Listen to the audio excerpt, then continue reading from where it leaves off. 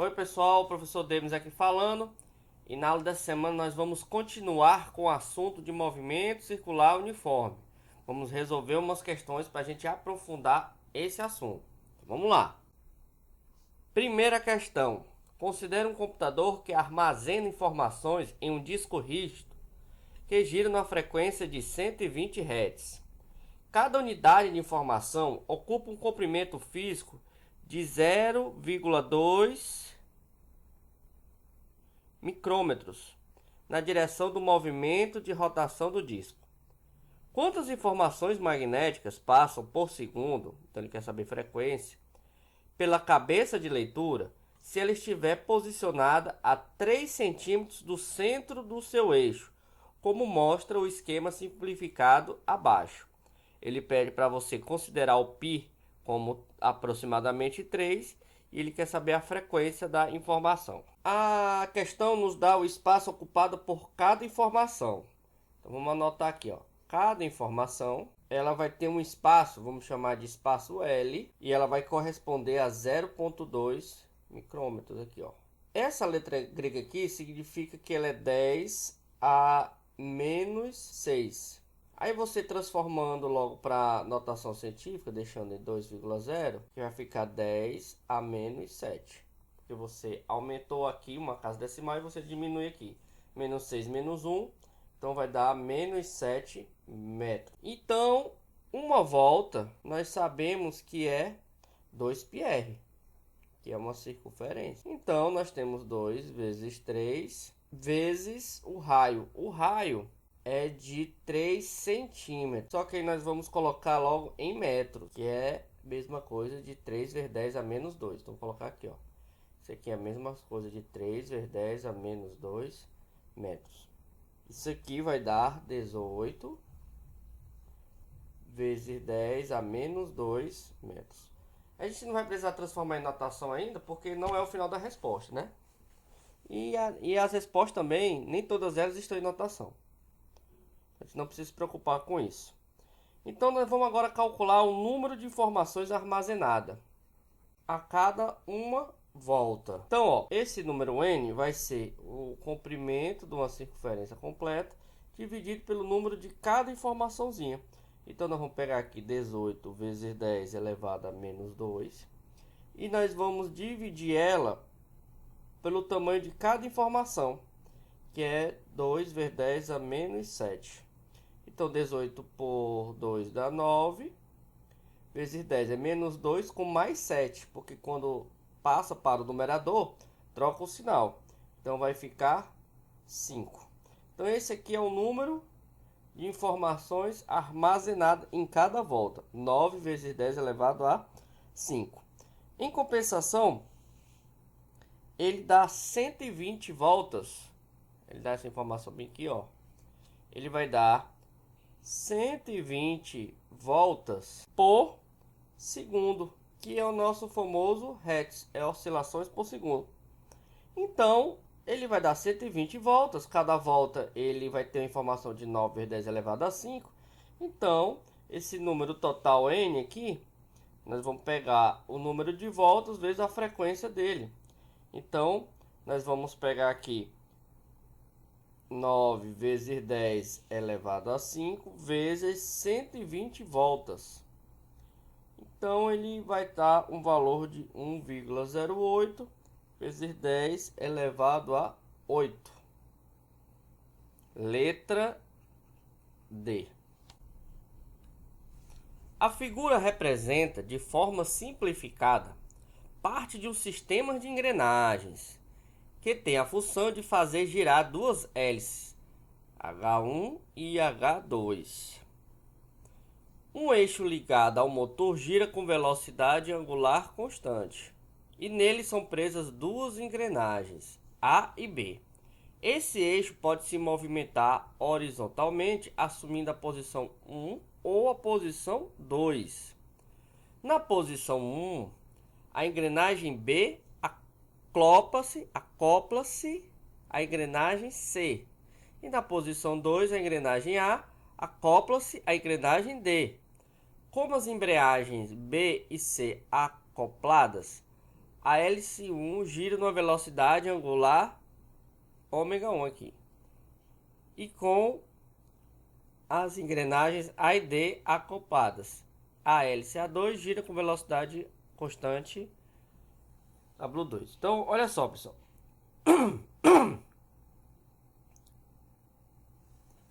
Bem, pessoal, olha só. Parece complicado, mas não é. Se a gente for analisar aqui o desenho, o que está acontecendo aqui, ó? Nós temos aqui a posição 1 e nós temos aqui um eixo girando aqui. Esse eixo girando, nós temos o A e o B. Na posição 1, o B vai estar girando aqui a hélice 1. E quando eu afasto aqui, ó, a engrenagemzinha aqui, o eixo da engrenagemzinha aqui, ele vai poder movimentar a hélice 2. Então aqui é uma maneira de você ligar ou a hélice 1 ou a hélice 2. E aí ele fala o seguinte: considere RA, RB, RC e RD os raios das engrenagens A, B, C e D, respectivamente, sabendo que o raio B é 2 vezes o raio A, ou seja, o raio do B é 2 vezes o tamanho do A, e que o raio do C é exatamente igual ao D, ou seja, o raio do C é igual ao do D. É correto afirmar que a velocidade angular 1 dividido pela velocidade angular 2 é igual a... Pessoal, questões assim, o importante é a gente organizar as informações. Então, como são duas situações distintas, situação 1 e situação 2, nós vamos discutir cada uma das situações. Então, vamos começar com essa aqui, ó. Vamos lá. Nessa informação aqui, ou seja, na posição 1, o que acontece? O raio do B é o dobro do raio do A. Como é que eu sei disso? A questão está informando. Eu sei que a velocidade angular de B é exatamente igual à velocidade angular do A.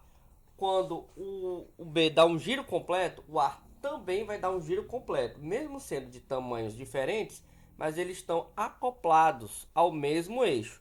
Quando tiver acoplados ao mesmo eixo assim, você pode dizer com precisão que a velocidade angular de um é exatamente igual à velocidade angular do outro. E nós sabemos também que velocidade angular pode ser calculado como velocidade escalar dividido pelo raio aqui, né? Por quê? Porque a velocidade escalar, ele vem naquela fórmula aqui, ó. Velocidade é igual a velocidade angular vezes o raio aqui.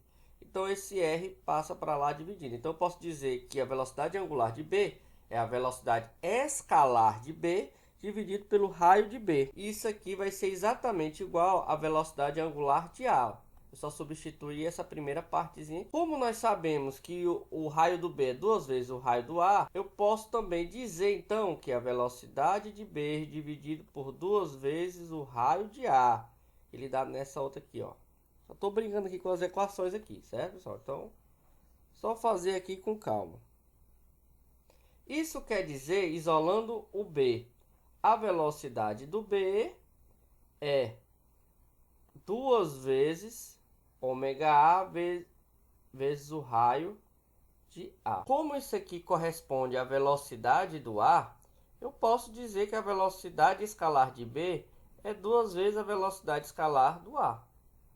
Ou seja, pelo fato do B ser maior do que A, o giro aqui escalar do B vai ser 2 vezes o do A. Em compensação, a velocidade angulares deles vão ser diferentes. A velocidade escalar de C é exatamente igual à velocidade escalar de B. Nessa situação. Por quê? Porque agora eles vão estar, ó, grudados aqui no sistema de engrenagens. Então, as velocidades escalares vão ser idênticos. Isso vai dizer que, botando as equações, nós temos que a velocidade angular de C vezes o raio do C é exatamente igual à velocidade de B. Mas quem é a velocidade de B? A velocidade de B é 2 vezes ômega A vezes o raio do A. E agora nós vamos falar a velocidade angular do C. A velocidade angular do C vai ser exatamente igual à velocidade angular 1, que é a da hélice aqui, ó. Por quê? Porque eles estão ligados pelo mesmo eixo, ó. Olha só o eixo aqui, ó. Mesmo eixo. Então, a velocidade angular 1 vezes RC vai ser igual a 2 vezes ômega A vezes o raio de A. Aqui eu troquei, né, o C pelo 1 aqui, porque eles são iguais aqui, são iguais. Então nós vamos chamar essa aqui de equação 1. Agora vamos falar da posição 2, que é essa aqui, né? Na posição 2, a velocidade de D, escalar de D, é igual à velocidade escalar do A, porque eles estão aqui, ó, grudados aqui. Isso vai dizer que a velocidade angular do D vezes o raio do D é exatamente igual à velocidade angular do A vezes o raio do A. A velocidade angular 2 é exatamente igual à velocidade angular D, porque eles estão no mesmo eixo, ó. Quando tiver no mesmo eixo, as velocidades angulares vão ser iguais. E o raio do C é igual ao raio do D. Então, com isso aqui, a gente pode deduzir que a velocidade angular 2 vezes o raio do C é igual à velocidade angular A vezes o raio do A. E aqui nós encontramos uma segunda equação. Se a gente dividir, então, o 1 por 2, vamos mudar aqui, ó. Vamos dividir 1 por 2, ou seja, a equação 1 pela equação 2. Nós vamos ter que o ômega 1 vezes o raio aqui do C, dividido pelo ômega 2 pelo raio do C, vai ser exatamente igual a 2 vezes o ômega A vezes o raio do A, dividido pelo ômega A vezes o raio do A. Então, esse aqui vai se embora com esse vai se embora com esse aqui vai embora com esse. Então, isso quer dizer que ômega 1 dividido pelo ômega 2 é igual a 2. Então, a gente provamos matematicamente. Mas também você pode deduzir isso sem ter esse tanto de conta. Ele quer saber a velocidade angular 1 em relação à velocidade angular 2. Olha, pessoal, na velocidade angular 1, ele é ativado pelo B. E o 2, ele é ativado pelo A. Só que o B tem um tamanho maior do que o A. Então é lógico, pessoal. E o C é do tamanho do D. Então o que vai interferir é apenas o tamanho dessas engrenagens A e B. Como o B tem um tamanho maior do que A, quantas vezes o B é maior do que A? É 2 vezes. Então o H1 vai girar 2 vezes mais rápido do que o 2. O 1 vai girar mais rápido do que o 2. Logicamente. Então a resposta aqui é 2. Dá para fazer através de dedução, através da álgebra, né? Da álgebra. Recentemente foi instalada em Passo Fundo uma ciclovia para que a população possa andar de bicicleta. Imagine que, em um final de semana, pai e filho resolveram dar uma volta, cada um com sua respectiva bicicleta, andando lado a lado com a mesma velocidade. Então os dois estão com a mesma velocidade. Admitindo-se que o diâmetro das rodas da bicicleta do pai é o dobro do diâmetro das rodas da bicicleta do filho, pode-se afirmar que as rodas da bicicleta do pai em relação à bicicleta do filho giram com... Então, pessoal, olha só. É pai e filho andando com duas bicicletas. Uma bicicleta tem um certo diâmetro e a outra tem outro diâmetro. A questão nos diz que o diâmetro do pai... Vamos botar aqui, ó. Pai e filho. O diâmetro da bicicleta do pai é o dobro do diâmetro da bicicleta do filho.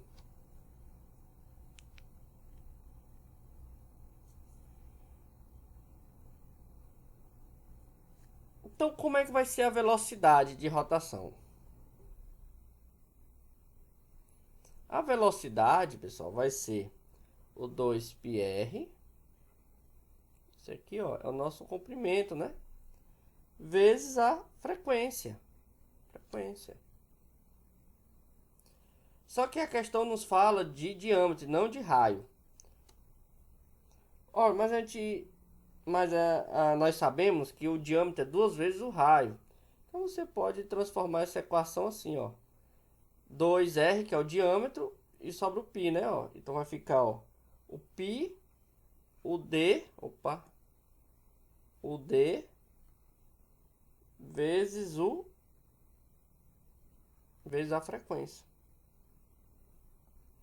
Como a questão diz que a velocidade do filho é igual à velocidade do pai, vamos chamar de 1 e 2 aqui.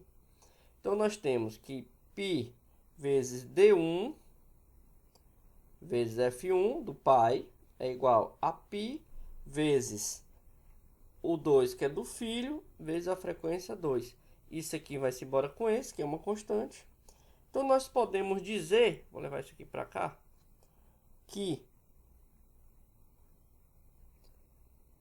o diâmetro 1 vezes a frequência 1 tem que ser igual ao diâmetro 2 vezes a frequência 2.